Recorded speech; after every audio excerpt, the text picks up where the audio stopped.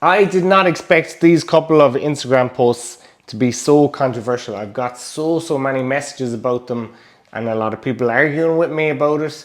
I didn't expect the topic to be so popular or to have so many people interested in it. I honestly didn't think carb loading was that important. If I knew it was this popular, I obviously would have made a YouTube video on it, because I make YouTube videos on the most important stuff, and I actually did the few on nutrition that I wanted to do earlier in the year, and I didn't do carb loading. I might have mentioned it a couple of times, but now I'm going to do a full video on it here and just go through what I think is most important and what you need to understand, and to explain, I suppose, better than an Instagram post in more detail why I think what I think about carb loading, and most importantly, not just shooting it down and saying it's a bit daft, but most importantly, what should you do that's going to give you the best chance to perform and to improve as a Gaelic footballer when it comes to carb loading and just carb intake around match day in general. I'm going to remind everyone as well that anything that I talk about on these Instagram posts, I have hundreds of clients over the last 16 years. I've been talking about for years and years and years. There's absolutely nothing new I go through in these videos on Instagram or here that I haven't been talking or explaining to clients for years and years to get the results that I've been consistently getting for well over a decade now. So none of these topics are new. So when it comes to carb loading, I have got a lot of questions on it, but mainly in the last year or two. Before that, it wasn't too important. And obviously I've got more questions on it in the last year or two, but because I've seen more posts about it online too, a lot of other nutritionists from loads of other sports, not just Gaelic football. And I think personally it's probably linked to the whole hybrid running scene, because the hybrid athlete running scene has become so popular in the last 2-3 years. A lot of the carb loading advice seems to come from there. And we think that, okay, if they're doing it in those sports, let's just apply it to Gaelic football, it's going to work the same.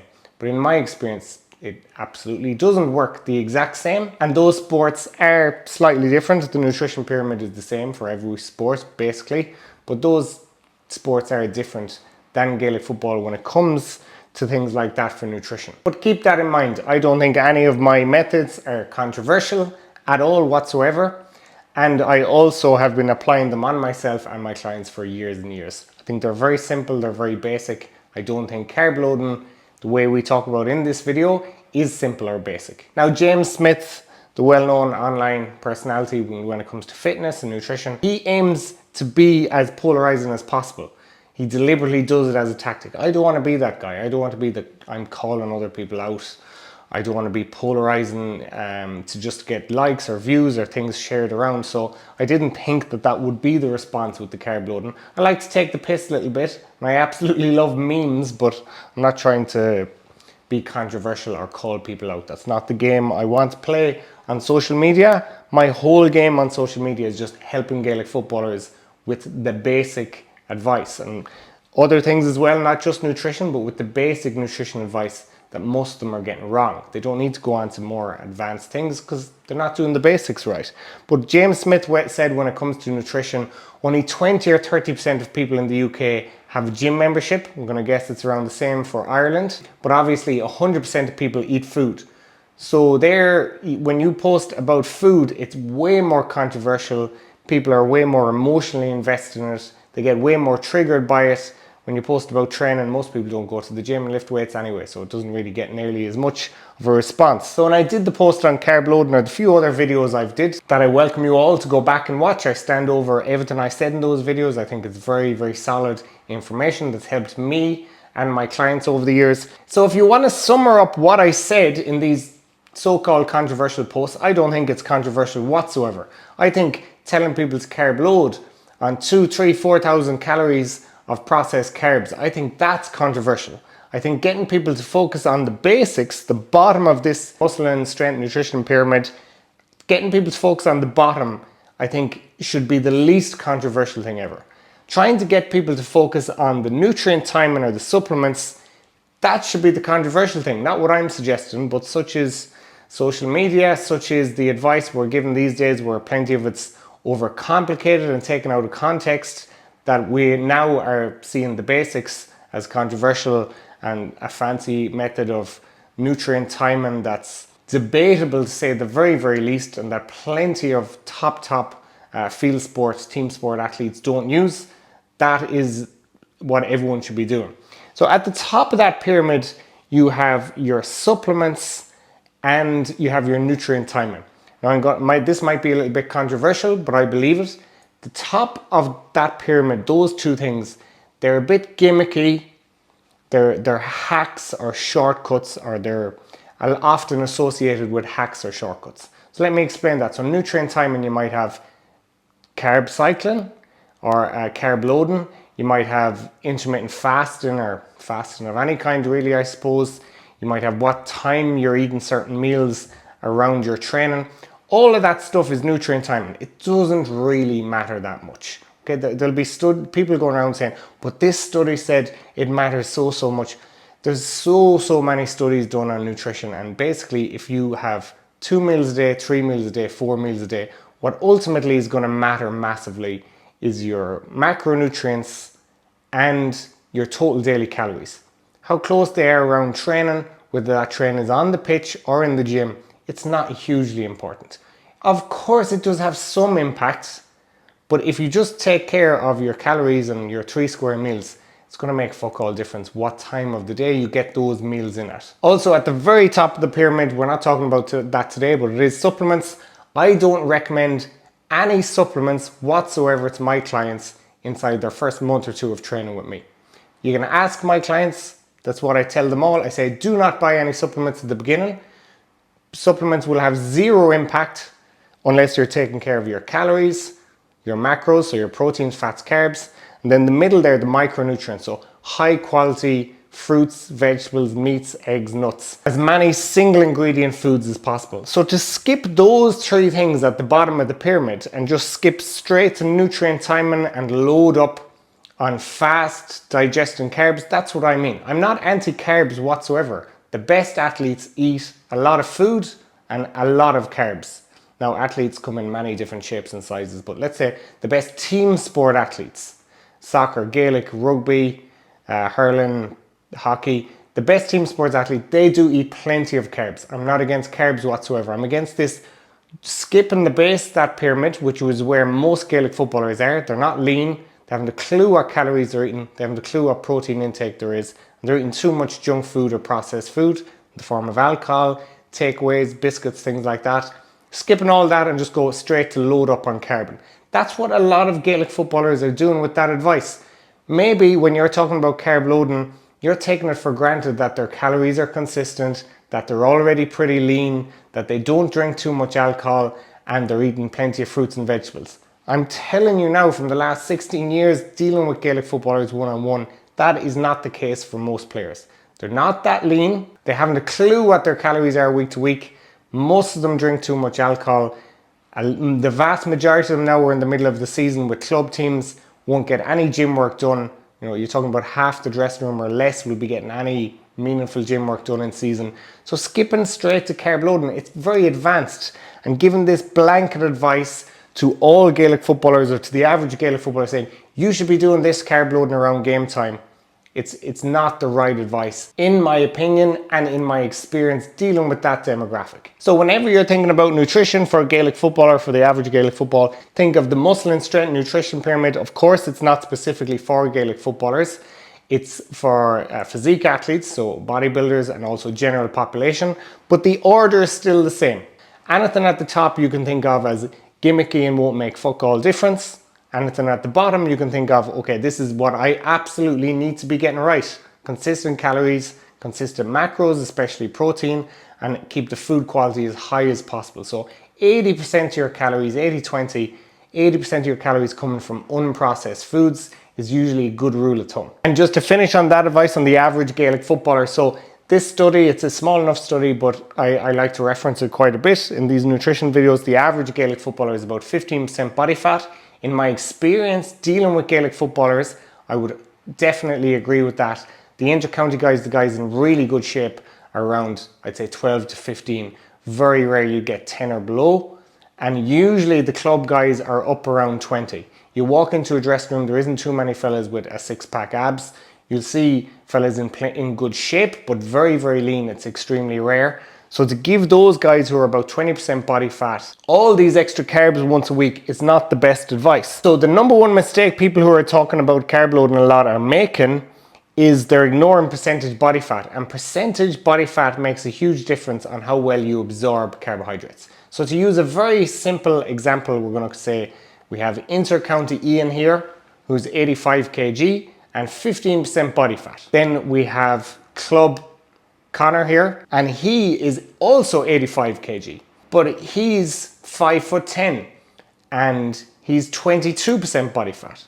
And I've seen plenty of fellas with this physique at club level who are excellent players, very, very important, because they haven't to cover nearly as much ground as in the county game. But in the county game, you have inter-county Ian again, who's 85 kg, but he's 6'1" and very, very lean.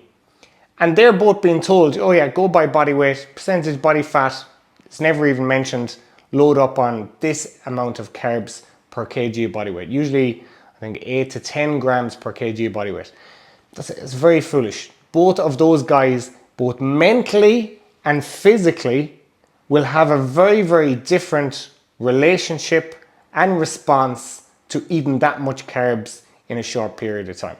So percentage body fat matters is my first main point. The second point is that the vast majority of the research on carb loading comes from endurance sports. Almost all of it. There is some on team sports, but if you look into the team studies, like it's very, very hard to say that this is going to work for all people all of the time.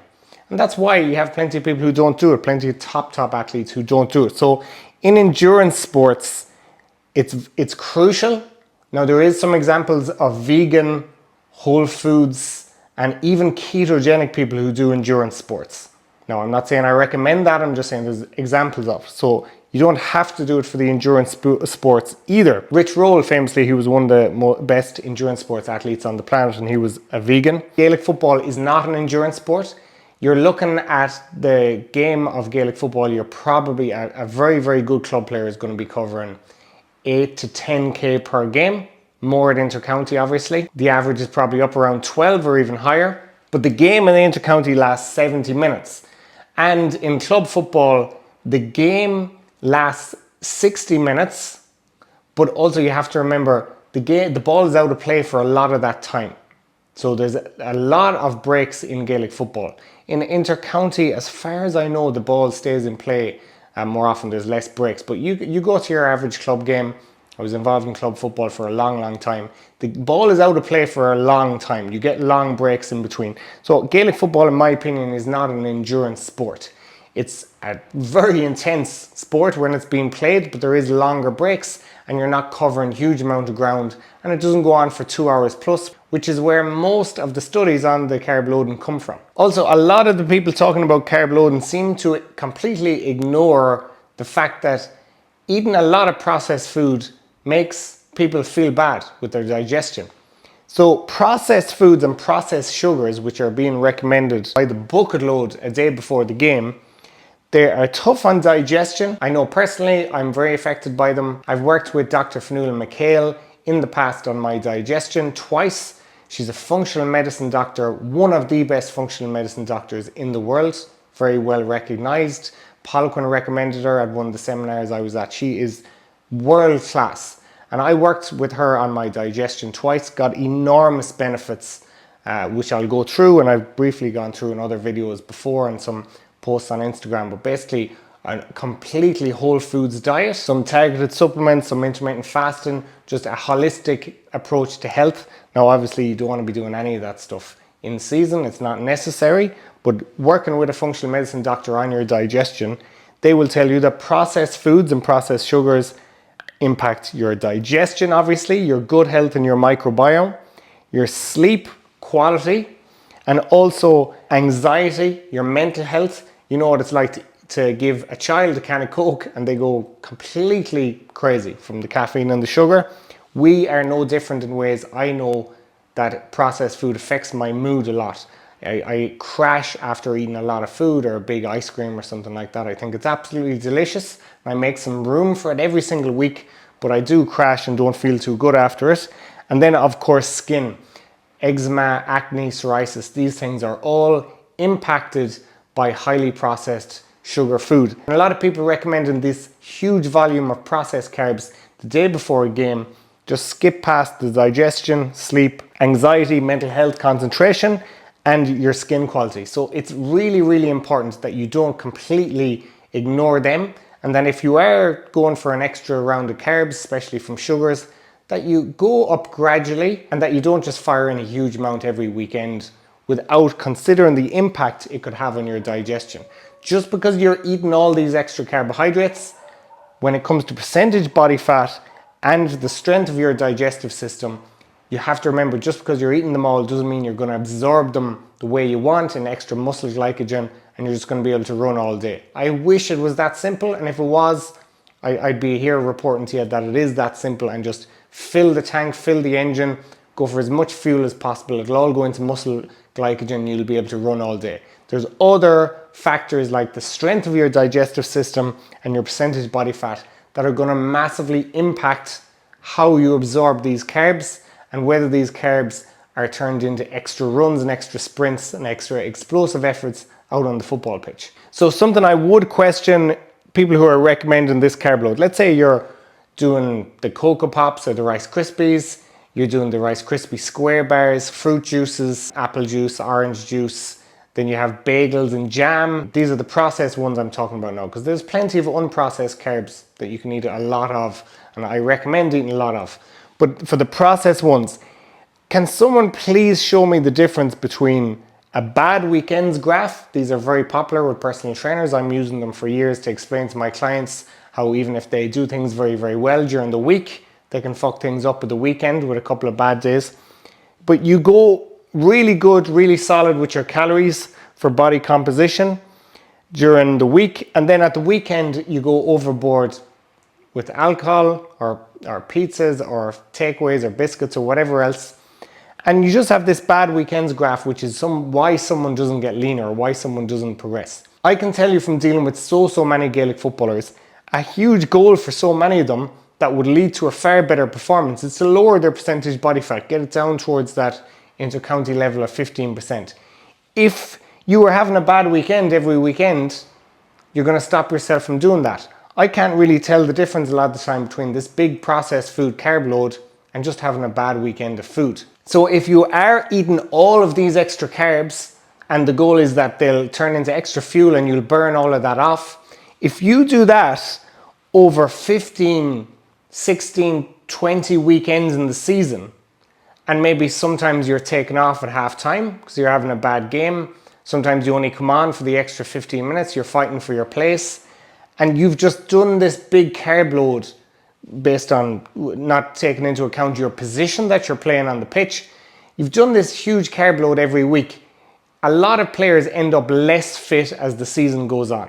Now, I've talked to so many players over the last 16 years. Many of them, and many of you listening to this, will be able to relate to that. You felt like, oh, you know what? I actually started the season very well. As the season went on more and more, I didn't miss training, I wasn't injured, but I felt less fit as the season went on.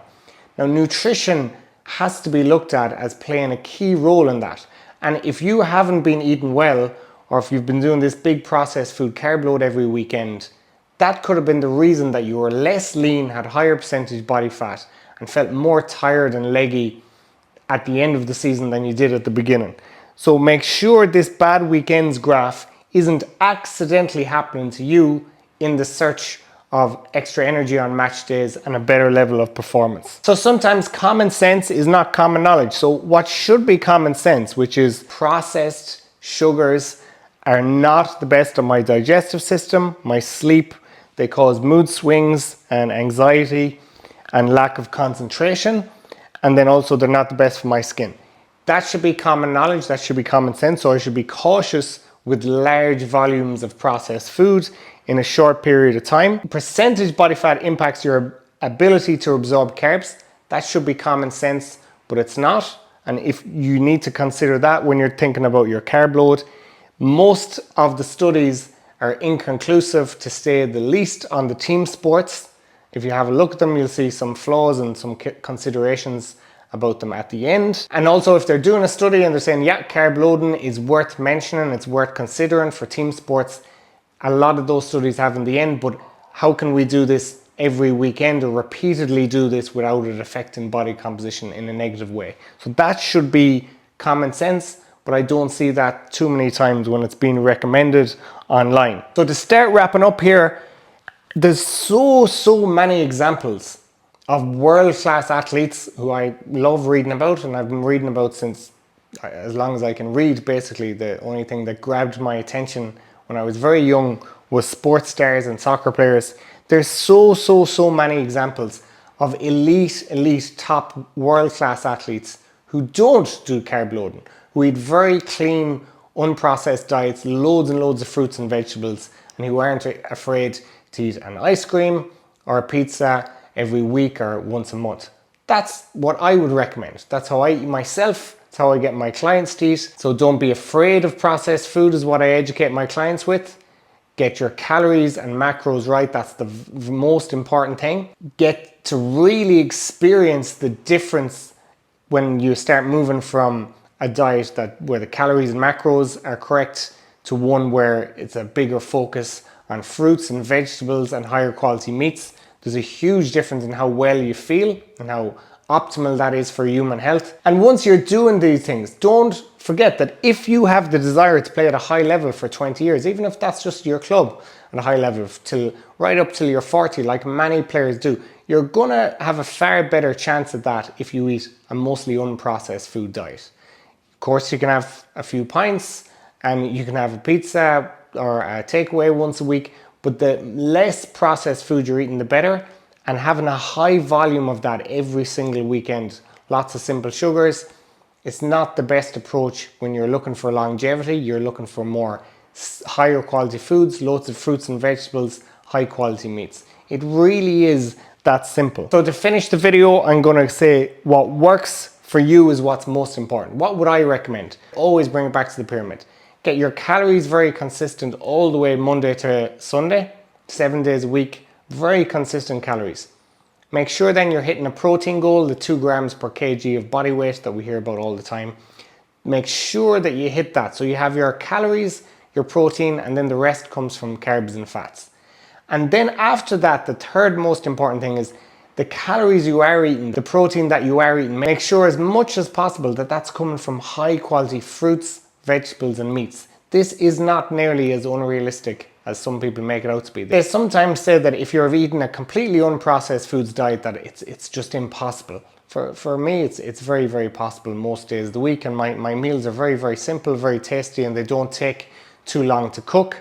Then they'll also say things like, if you're eating a lot of carbohydrates, it's very hard to eat enough carbohydrates from unprocessed sources. I don't agree with that either. But if you do want a bottle of Powerade or 2, if you want some Jaffa cakes, the natural confectionery company jellies, I think they digest a little bit better than Haribo's from my experience. When I was doing ultra marathons before, I did use the natural confectionery jellies, but my digestion, my skin wasn't good in those periods. I have it all documented before. If you are doing this extra carbs, start at the lower end, maybe 100 grams or 200 grams extra the day before or the day of the game, and start to see, does this improve my performance? Do I feel good doing it? Am I digesting it properly? And start to titrate up from there. So use common sense, start with the bottom of the pyramid. None of that stuff is conspiracy theory or should be outlandish claims.